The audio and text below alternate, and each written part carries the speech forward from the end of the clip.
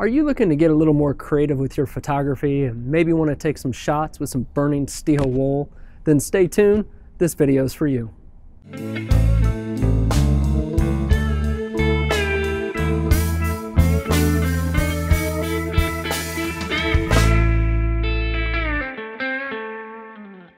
After finishing up with a couple of videos from West Virginia, I am back in the great state of Indiana, and I've received a lot of comments and support regarding those videos and creating more creative shots.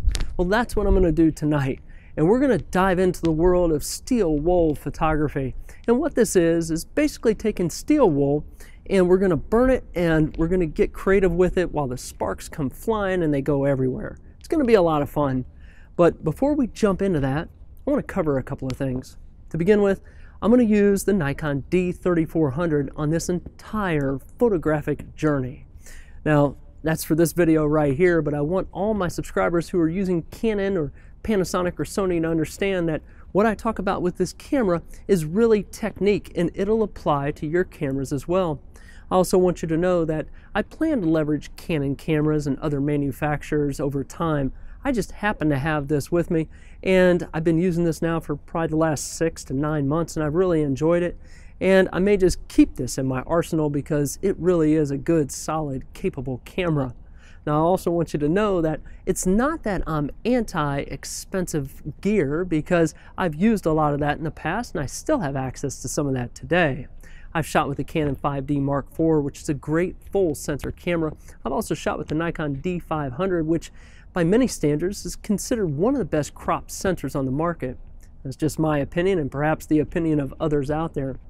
But I want you to know that if you're new to the world of photography, a great image is not necessarily about the gear. It's about you as a photographer and your ability to leverage and know the capabilities of the equipment that you have and to compose an image, and really your motivation to have this great, awesome experience. That's what it's all about. So, with all that said, let's start up with this journey. Now, where am I? Well, right now I'm on top of a parking garage. Why am I up here? Well, I like to do a little scouting before we get underway. So I want to look around. I'm looking for a place that we can do this, because when we come back, it's going to be dark out. And when it's dark, it's kind of tough to see. So I'm going to drive around the area and I'm going to look for some different spots that we can make this happen. And as we get going, I'm going to drive around first, but I'm going to also break down all the gear that you're going to need to work this out. I'm going to also do a deep dive into the settings here that you're going to want to make as you go to take this type of photography. Now, when we're done with this, we're going to do the actual work, we're going to do the demo, and then I'm going to finish up with a few final thoughts. So with all that said, let's go ahead and jump right in and start this journey.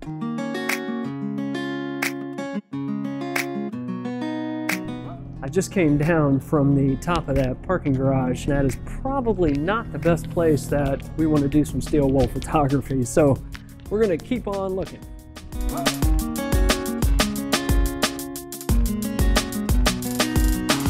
While walking around, I found this space. Now, this is a site that's under construction, and it's all concrete right here, and they have some steel beams overhead. So there's really no risk of a fire hazard here. And what I'm looking for in a space like this, which I think might make for an interesting photo, is as we're spinning that steel wool around, I anticipate that the sparks will ricochet off the roof line here and maybe some of these steel beams, and it might make for a cool shot. So I think I'm going to put this on the list of places to maybe come back and try to make this happen. Behind me is the Palladium. And the Palladium is supposed to be a great place for acoustics and for concerts and things like that. But I'm thinking at night this is going to be lit up, and this might be a good spot to try some of this photography.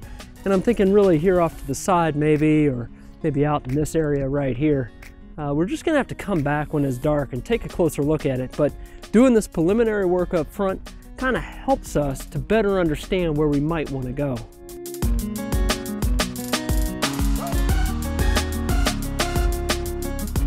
I'm at a nearby park, and we got this nice little pond right here that it seems like a lot of people are out fishing on right now.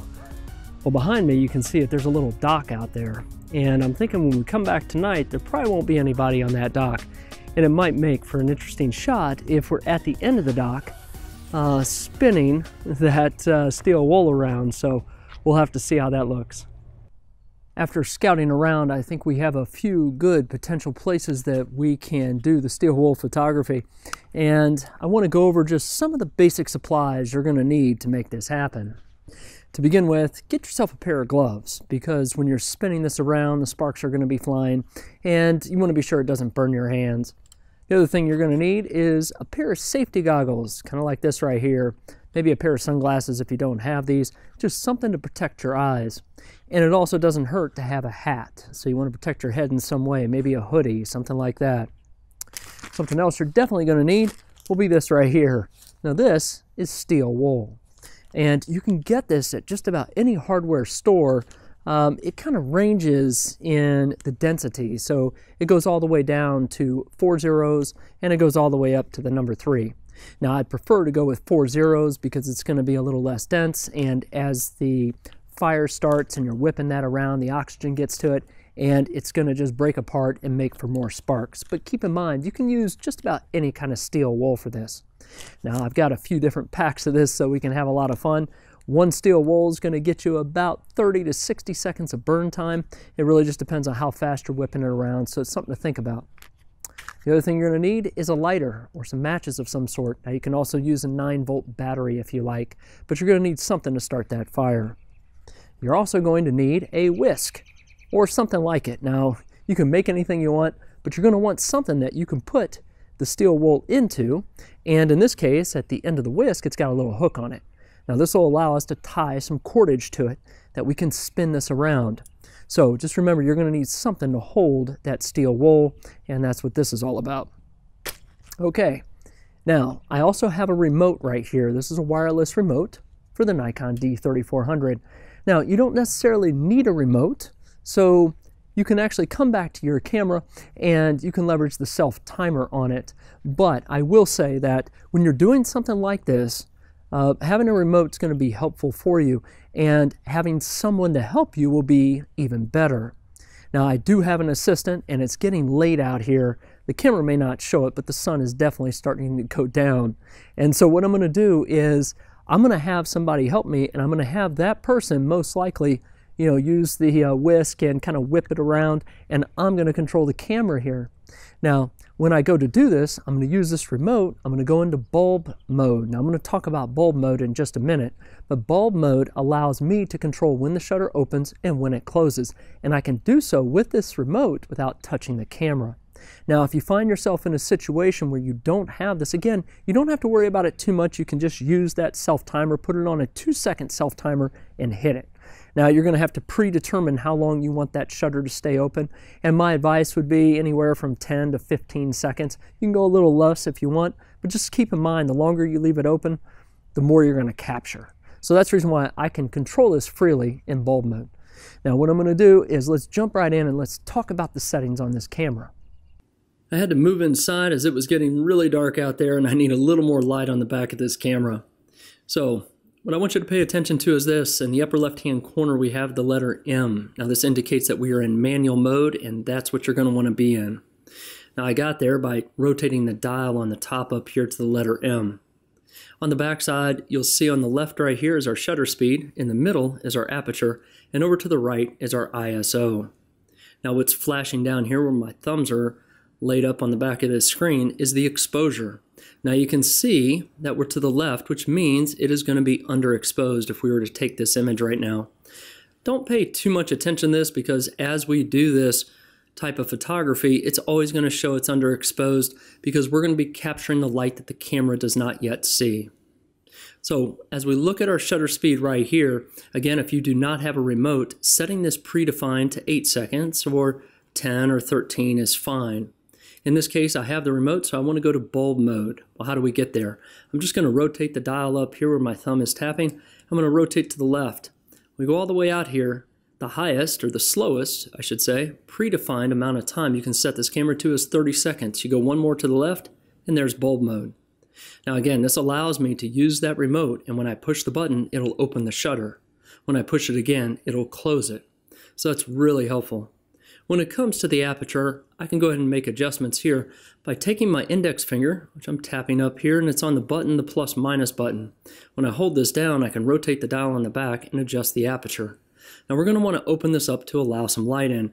At the same time, you're going to want to pay attention to this so that you have your subject in focus. In my case, I think I'm going to start out with 6.3, and with each packet of wool, I can adjust this and just really bring my creativity into the photograph itself. Right here is the ISO. Likewise, you're going to want to allow some light in. Now, if you have some clear skies and perhaps you want to get some stars in your picture, you can really open this up and go with, say, an ISO of 1600 or 3200. But we have cloudy skies tonight, so that's really not going to be much of a concern to us. I'm going to play around with this ISO a little bit, but I think I'm going to start at 200. And again, with each packet of wool, I might just raise that up a little bit and have some fun with that. Now, right down here, you'll see I shoot in RAW, as I do with most of my videos. I like RAW. It takes full advantage of the sensor. Now, if you're not comfortable or familiar with RAW, feel free to shoot in JPEG. I also want to mention that we want to disable noise reduction. We're going to do that by pressing the menu button right here. Go into the shooting menu, and you can see right here it says noise reduction. Now, by default, I believe this is set to on. So you want to come in here and turn this off. Now, the reason this is important is because if you do not do this, the camera is going to spend some time writing back to the card. And you really don't want that happening as that steel wool is spinning around. You want to take quick successive shots. So go ahead and turn that off and you should be in good shape. What we want to do right now is we want to dive right into locking focus. Now that's important. So I'm going to go ahead, we're going to go on site. I'm going to show you how we're going to do that. We're set up and we're getting ready to take our first shot. Now, I'm at a location that I was at before. It's kind of tucked away in this construction site of this office building. And one of the things I've noticed is that when we came back, there's actually some light from the building across the way that's coming in here. So we're going to see just how well this works. But I have the camera right here, and I have my subject standing just in front of us. Now, the subject, he's about 10 feet away, and what we need to do is lock focus. So this is really important because if you don't do this, then you're going to be out of focus. And how are we going to do this? Well, I'm going to shine the flashlight on my subject, and as you may know, if you've watched any of my videos in the past, I use back button focus. So I'm going to lock the focus by pushing the button on the back, and if you're unaware of how to set your camera up for this, I'm going to put a link below, so take a look at that. But once you lock focus, I can take my finger off that button, and then our focus is locked, and that allows me to focus on just taking the shot. Now, something else you need to know is that if you are using the remote, as we've discussed before, you'll go into bulb mode, and when you do this, you need to go into manual focus after you lock the focus. If you don't do that, the camera is going to try to gain focus whenever you go to press your button. So just keep that in mind. Now again, if you're not using this, you don't have the remote with you, you can use the self timer and you'll be just fine. So with that said, I'm going to go ahead, I'm going to take the light, I'm going to shine it on my subject in front. I'm going to show you just how we lock focus. I know this is going to be tough to see. As I mentioned, I have the camera right here, and just off to the side and in the back you can see my subject. Now my subject has a light on him that he's holding out in front of him, but that doesn't necessarily need to be the case. I'm really doing that so that you can see this in the video. Now I'm going to take the flashlight that's shining on my face and I'm going to shine this at the subject. And then what I'm going to do, as mentioned before, is I'm going to push my button here on the back of the camera to lock focus, and once we have that, we're good to go. So let me show you how this works. I'm going to turn, point this right at the subject, so we have a little more light on him right now. I'm going to go ahead and lock focus. I push the button here on the back. Now we're all set, and it's time to have some fun.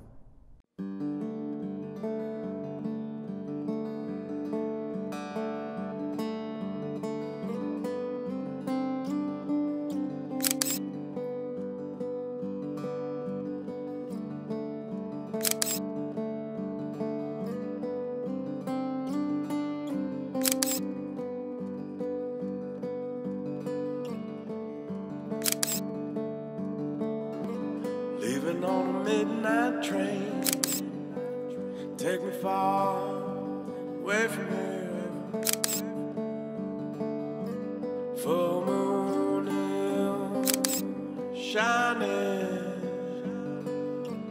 pale light, I'm driving.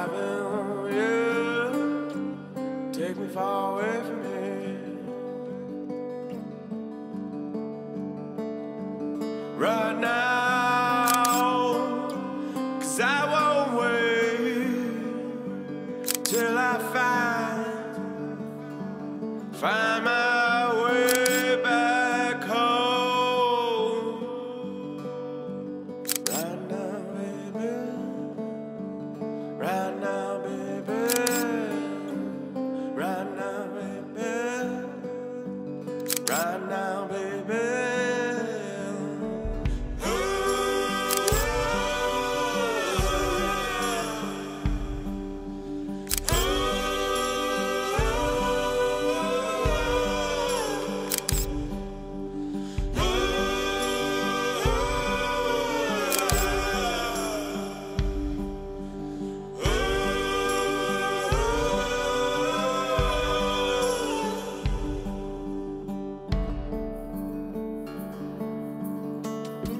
Catch you from the garden, better say a prayer.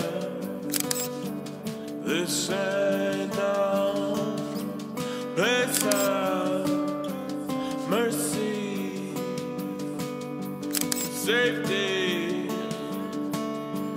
Finally, take me far away from me.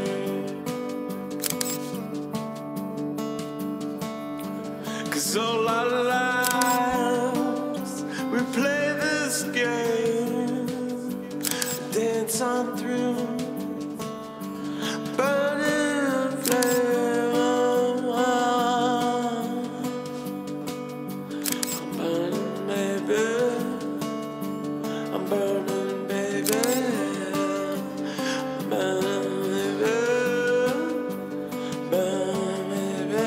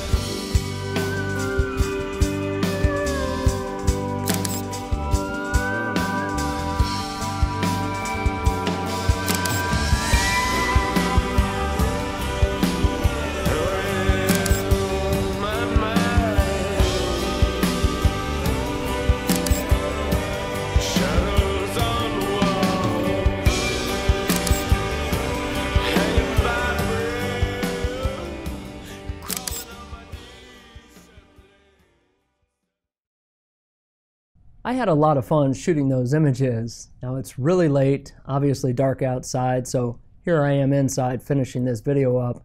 And I just want to point out a few things. I did get a chance to look at those images and I think we got some really good ones in there.